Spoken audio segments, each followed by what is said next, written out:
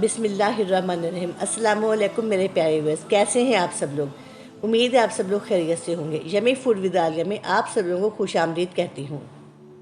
मुहर्रमुल हराम शुरू होते ही यकम मुहर्रम से 10 मुहर्रम तक मौसम के मुताबिक मशरूबात की सबीलें लगाकर हज़रत इमाम हुसैन अलैहिस्सलाम से अपनी अकीदत का इजहार किया जाता है। मौसम सर्द हो तो चाय सर्व की जाती है। आजकल गर्मी है तो ठंडा पानी, शरबत और दूध वगैरह सर्व किया जाता है। आज मैं आपके लिए सबील वाले दूध की रेसिपी लाई हूँ। इसके लिए मैंने 2 गिलास दूध लिया है। इसके अलावा मुझे 1 टेबल स्पून गुलाब का अर्क चाहिए और 1 टीस्पून मुझे रूह चाहिए। बर्फ़ चाहिए, 3 टेबल स्पून चीनी चाहिए। बादाम थोड़े से लेके मैंने मोटे मोटे कूट लिए हैं और आधा चम्मच मुझे इलायची पाउडर चाहिए।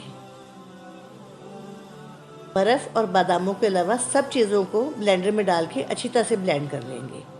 यानी दूध, चीनी, क्यूड़ा एसेंस, इलायची पाउडर और गुलाब का अर्क, सब चीज़ों को अच्छी तरह ब्लेंड कर लेंगे।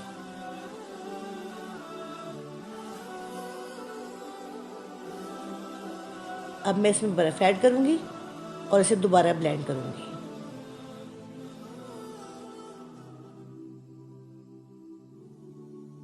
और इसके बाद मैं इसमें बादाम डाल दूँगी और फिर थोड़ा सा ही चलाऊँगी। जैसे ही बादाम शेक हो जाएंगे तो दूध बिल्कुल तैयार हो जाएगा।